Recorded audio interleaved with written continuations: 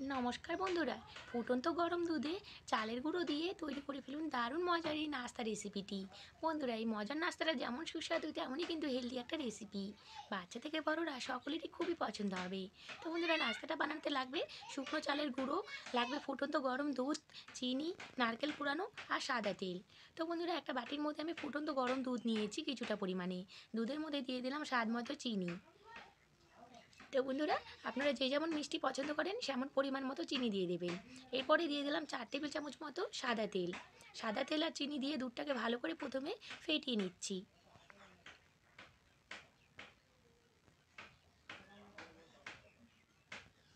এরপরে দিয়ে দিলাম এখানে শুকনো চালের গুঁড়া 1 কাপ মতো। দিয়ে এবার চালের গুঁড়োটাকে পুরো 10 মিনিট মতো ভালো মতো ফেটিয়ে নিতে হবে। তো এটাকে কিন্তু খুব ভালো করে ফেটাতে হবে, যত ভালো ফেটানো হবে নাস্তাটা ততই সুন্দর, সফট, নরম আর জালিদার হবে।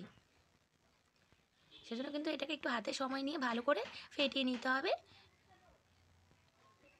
এরপরে দিয়ে দিলাম 1 টেবিল চামচ মতো নুন। নুন দিয়ে আবারও এটাকে কিছুক্ষণ আমি ফেটিয়ে নিচ্ছি।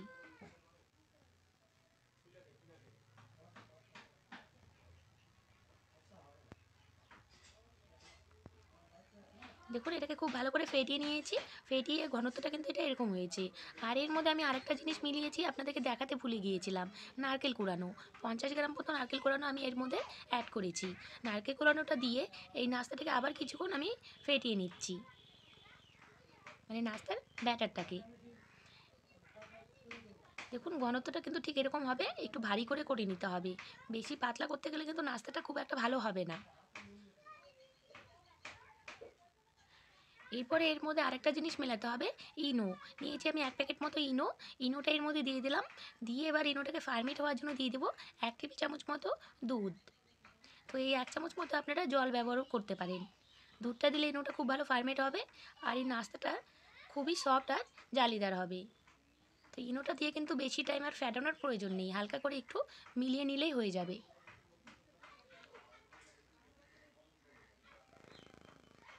নাস্তাটা কিন্তু খুবই সহজ বানানো আর খেতে তো দুর্দান্ত টেস্টি হয়। এরপরে দেখুন, ভালো করে নাস্তাটাকে আমি ফেটিয়ে নিচ্ছি। এরপরে লাগবে স্টিলের বাটি। 3টে স্টিলের বাটি নিয়েছি। বাটির মধ্যে আমি তেল ব্রাশ করে নিচ্ছি। তো এখানে 3টে বাটি নিয়েছি, পরে আরেকটা বাটি ব্যবহার করব, কারণ 3টে বাটিতে ব্যাটারটা হয়নি, আরেকটা বেঁচে গিয়েছিল, তাই আরেকটা বাটি নিয়েছিলাম পরে।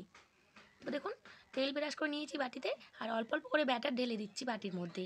আর বাটিটাকে কিন্তু একটু হালকা করে ফাঁকা রাখতে হবে, বেশি ভর্তি করে ভরা যাবে না, কারণ নাস্তাগুলো যখন তৈরি হবে ফুলে কিন্তু এটা দ্বিগুণ হয়ে যাবে।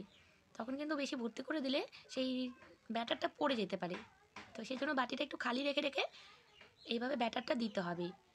তো দেখুন, দিয়ে একটু বাটিটাকে ট্যাপ করে নিলাম যাতে ভিতরে কোনো রকমের বাষ্প না থাকে। এরপরে কড়াইটা বসিয়ে দিয়েছি উনুন জ্বালিয়ে, তার মধ্যে জল দিয়েছি, জলের মধ্যে ফুটো একটা ঝাঁঝরি থালা বসিয়ে দিয়েছি। এই থালার মধ্যে উপরে এবার বাটিগুলোকে বসিয়ে দেব। এই জলের ভাপে ভাপে 20 মিনিট মতো এবার এই নাস্তাগুলোকে তৈরি করে নেব। তো দেখুন, দুটো বাটি বসিয়ে দিয়েছি, আরও দুটো বাটি বসিয়ে দেবো, 4টে বাটি হবে। 20 মিনিটের মধ্যেই তৈরি হয়ে যাবে দারুণ মজার এই নাস্তা রেসিপিটি। ঢাকা দিয়ে দিলাম 10 মিনিটের জন্য প্রথমে। 10 মিনিট পরে ঢাকনাটা সরিয়ে এবার উপর দিয়ে একটু নারকেল কুড়ানো ছড়িয়ে দেবো। এতে দেখতে ভালো লাগবে নাস্তাটা আর খেতেও ভালো লাগবে। ফুটন্ত গরম দুধের মধ্যে শুকনো চালের গুঁড়ো দিয়ে যে এত মজার একটা নাস্তা তৈরি হয়, আপনারা একদিন বানিয়ে না খাওয়া পর্যন্ত বুঝতেই পারবেন না। এটা কিন্তু খুবই সুস্বাদু আর হেলদি একটা রেসিপি, বাচ্চা থেকে বড়রা সবাই পছন্দ করবে। আবার ঢাকা দিলাম আরও 10 মিনিট মতো, এটাকে আমি জাল দিয়ে নেব।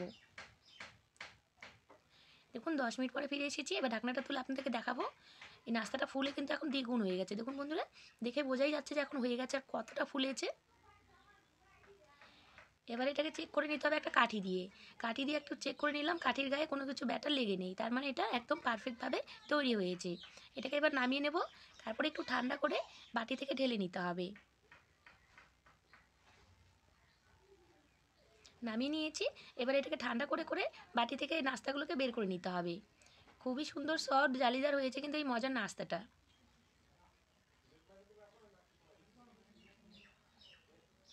তো দেখুন, তেল ব্রাশ করে নিয়েছিলাম বলে নাস্তাটা কিন্তু খুব সুন্দর বাটি থেকে উঠে আসবে। সাইড দিয়ে একটু হাত দিয়ে এভাবে আস্তে করে চাটা দিলেই খুব সুন্দর উঠে আসবে। আর এটা দেখতে একদম ভাপা পিঠের মতো লাগছে, কিন্তু বন্ধুরা তার থেকেও বেশি টেস্টি হয় নাস্তাটা। এটা এক ধরনের পিঠে বলতে পারেন, কেক বলতে পারেন, কিংবা কোনো মজার নাস্তা রেসিপিও বলতে পারেন। সব কিছুই বলা যায়, এতটাই টেস্টি হয় এই মজার নাস্তাটা। সেটা আপনারা শুধু একদিন বাড়িতে ট্রাই করে দেখবেন, আশা করি আপনাদের খুবই পছন্দ হবে। তো বন্ধুরা, আজকের এই মজার নাস্তাটা আপনাদের কেমন লাগলো কমেন্টে অবশ্যই জানাবেন। ভালো লেগে থাকলে ভিডিওটাতে একটা লাইক করবেন। আর আপনারাও দেরি না করে এই নাস্তাটা বানিয়ে দেখতে পারেন, আশা করি আপনাদের খুবই পছন্দ হবে। তো বন্ধুরা, আজ আমি আসছি, আপনাদের সাথে আবার দেখা হবে নেক্সট ভিডিওতে। আপনারা সকলে ভালো থাকবেন, সুস্থ থাকবেন। ধন্যবাদ।